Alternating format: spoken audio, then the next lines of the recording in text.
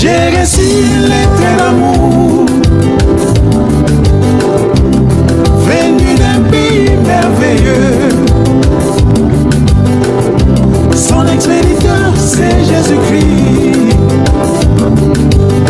Cette lettre, c'est le message de l'heure, oh oui. Sors de la basse-cour.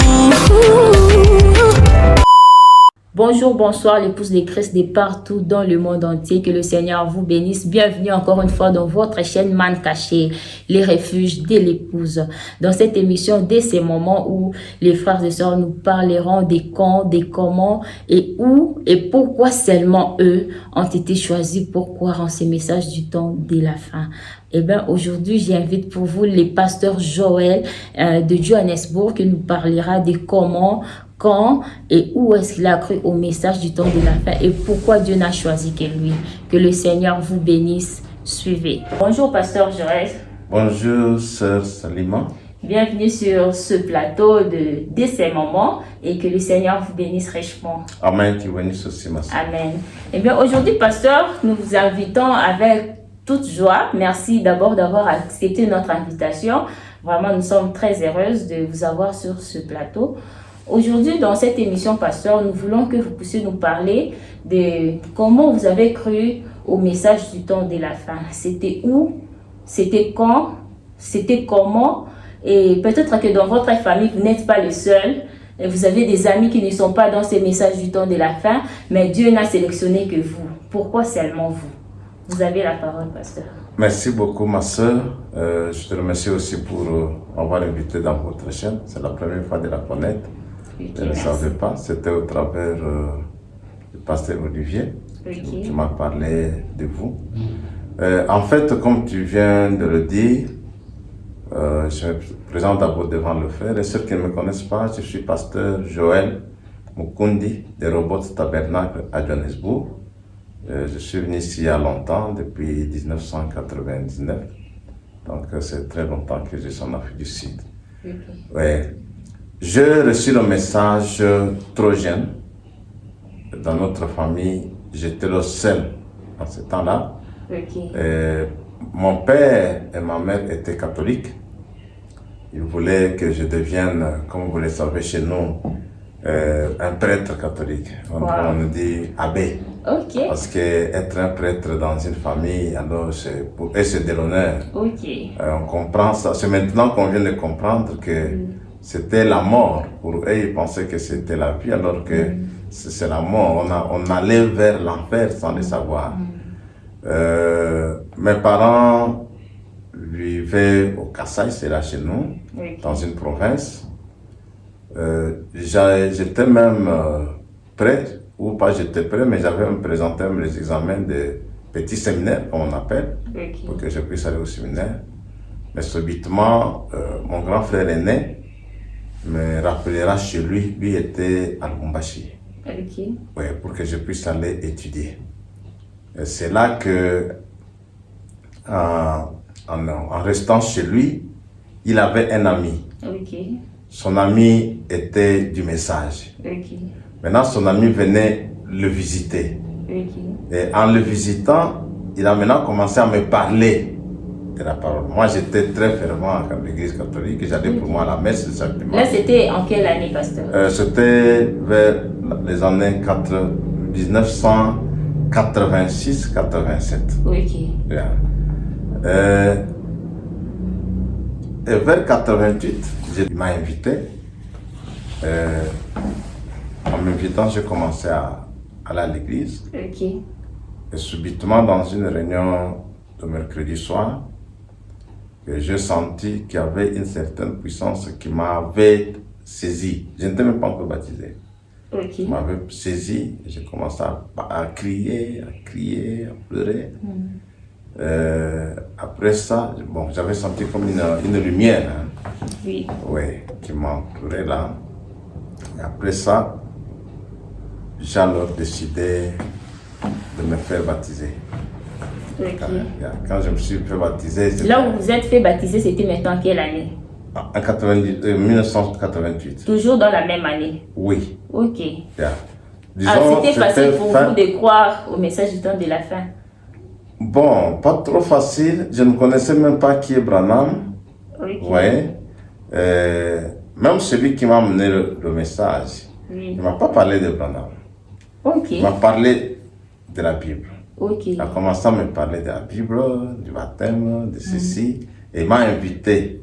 C'est à l'église que j'ai commencé à écouter, on disait Branham. Ok. Alors, je ne savais pas ce qui c'est. Oh, il ne vous avait pas parlé du messager. Il ne m'avait pas parlé du messager, il m'avait parlé du salut. Ok, je comprends. Hein.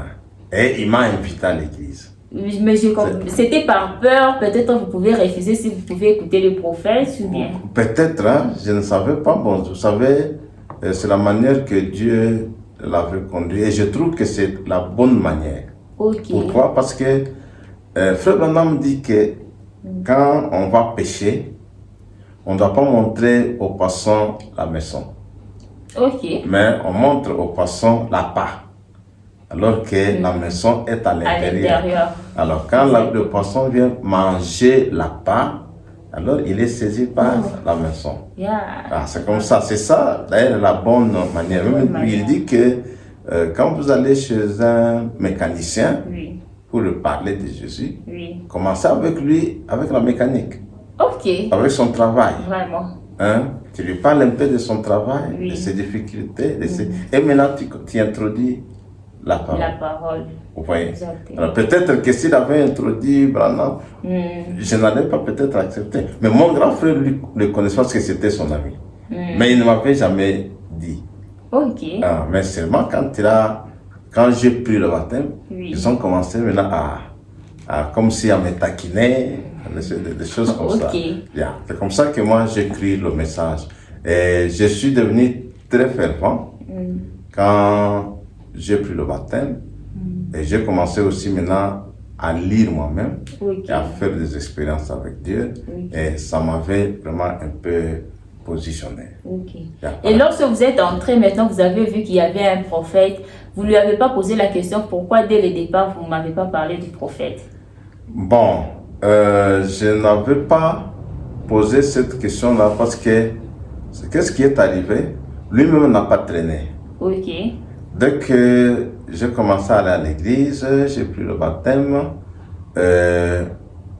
il avait un peu de problèmes de finances. Oui. Il s'est déplacé avec sa famille. Ok, Ils vous sont avez allés au Kasaï. Ok. Maintenant, je suis resté avec le pasteur là où on priait. Et c'est là que si j'ai des questions, je pouvais maintenant aller les demander. Ok, je comprends. Yeah. Ah, vraiment, c'est bon. Alors, pasteur, dans votre famille, vous étiez nombreux ou bien vous étiez le seul enfant? Non, comme je viens de te le dire, nous étions nombreux parce que j'étais chez mon grand frère propre. Ok, je comprends. Ouais. C'est après ma conversion que mon jeune frère, notre cadet, a cru. À travers vous? Oui. Ok. Il a cru. Il y a aussi mon cousin. Oui. Qui était avec moi, il est un peu âgé que moi. Oui. Il a aussi cru. Ok. Après ma conversion, il a aussi cru, il s'est fait baptiser. Mon jeune, quand je suis allé visiter les parents au village, ça a influencé que mon jeune frère a aussi cru. Mes deux nièces ont cru. Wow. Et maintenant, mon jeune frère, ils sont tous avec sa famille. Et j'ai même son enfant ici. Ok. Il y a aussi mon neveu, l'enfant de mon grand frère qui est néo-apostolique, qui vient aussi de croire ici chez moi. Wow. Donc, vous avez été une grande bénédiction pour toute la famille. Là, j'ai été une grande bénédiction pour ma prière était même que mon grand frère la croit. Il le connaît parce que il a vu comment j'ai cru le message du jeune, c'était aux humanités. Et jusqu'à maintenant, je n'ai jamais eu de haut et de bas, de tout ça. Et pasteur, une question de curiosité. Avant de croire, les frères en question ne vous avaient pas parlé d'un intérêt quelconque, disant que peut-être si vous croyez, je vais vous donner un travail quelconque. Ou bien vous avez vu peut-être une sœur à l'intérieur de l'église. Non, d'ailleurs, j'étais trop jeune, ça c'est un. Okay. Et puis là, lui, vous aviez quel âge? J'avais 20 ans, si je me trompe pas, 19, 20 ans. Trop jeune. Ouais.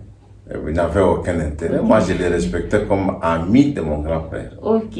Vous voyez? Et puis, ce n'est même pas qu'il avait l'argent pour m'influencer. Il n'en avait pas, comme je viens de te dire. Il avait aussi des problèmes de finances et puis il s'est déplacé. Donc, j'ai cru le message sans aucun profit. Ni de lui, ni du pasteur, ni de... D'ailleurs, si ce n'était pas profit, j'allais refuser parce que mon grand frère avait une bonne vie. Okay. Il allait m'influencer pour dire, tu pars ici, si tu continues, je vais faire 1, 2, 3. Mais okay, n'avais pas fait ça. Vous étiez une sémence prédestinée. Ouais. Pasteur, alors une question. Comment vous avez expérimenté votre baptême du Saint-Esprit par rapport au message du temps de la fin? Dans l'église où je prie, c'était à Péniel. Ok. C'était vraiment une église charismatique. Okay. On avait beaucoup de réunions de prière qu'on faisait. Et il y avait aussi beaucoup de manifestations. À tel point que quand tu as eu des problèmes, bon, il y avait même des dons qui se manifestaient. Okay. Quand il y a eu des problèmes entre les ministres, je n'étais même pas encore prédicateur. Okay. Alors, Dieu nous avait recommandé à un certain temps d'écouter que les bandes. Ok. On a écouté. Vous êtes d'une église des bandes? Non, je prêche.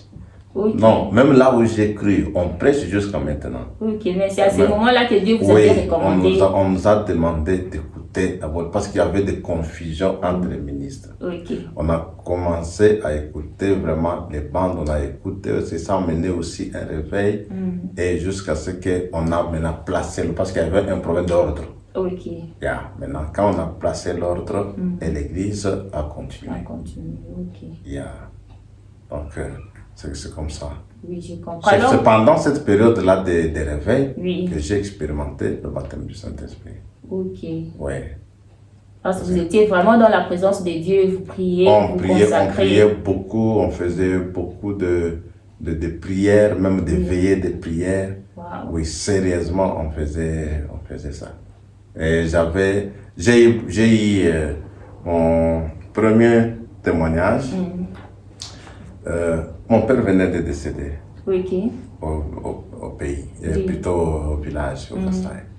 Alors, j'aimais beaucoup mon père. Et je suis resté avec beaucoup de nostalgie. Et j'étais en premier graduat. Et je ne l'avais pas vu quand on a enterré, tout ça, ça m'avait dérangé. Mais pendant la prière, Dieu a saisi un frère. Il lui a parlé. Que j'étais en tristesse et que je devais cesser ça. Ok. Là, vous n'avez pas encore expérimenté le Saint-Esprit? Non, j'avais déjà. Ok. Maintenant que je devais cesser ça, que c'est Dieu qui est sous contrôle. Okay. Il m'a même... et après ça, moi-même, j'ai vu un songe. Non, il a d'abord... Oui, il m'a dit dans un songe, il m'a donné le pourcentage que je devrais passer avec le premier en deuxième. Aux études à l'université. Aux études, le premier en deuxième. Parce que j'étais vraiment trop stressé. Il m'a dit, ne t'en fais pas, tu vas passer en première session avec tel pourcentage. Et j'ai terminé avec ce pourcentage. Wow. Après ça, parce que quand je cru, comme je t'avais dit là, j'avais quitté chez le grand frère. J'ai préféré rester à l'église. À l'église, là, il y avait des petites maisons sonnettes. Ce n'était pas trop, mais juste pour la consécration. J'aimais ça, j'aimais prier avec les frères qui étaient là. Après, je ne savais même pas les choses du ministère, tout ça.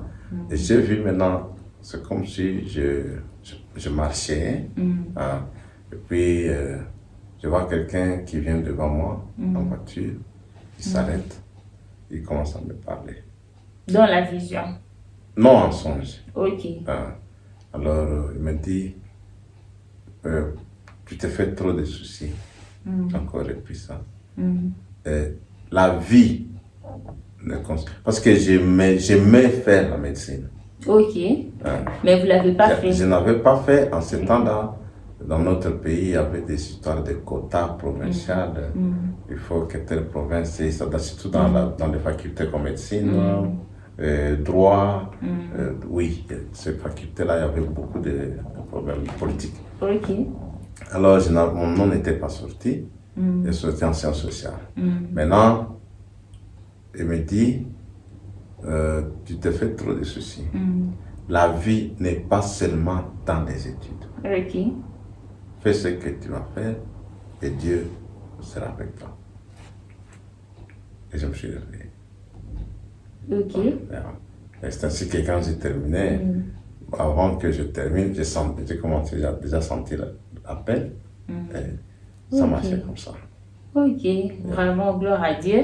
C'est vraiment un merveilleux un témoignage et des expériences vraiment touchantes. Merci. Que le Seigneur vous bénisse, pasteur. Amen, qui bénisse aussi, sœur. Amen. Merci, frères et sœurs. C'était le pasteur Joël. Et c'est ici que nous mettons fin à cette émission. Que le Seigneur vous bénisse. Shalom. Shalom. Sors de la basse-cour. Putain, sors de la basse-cour.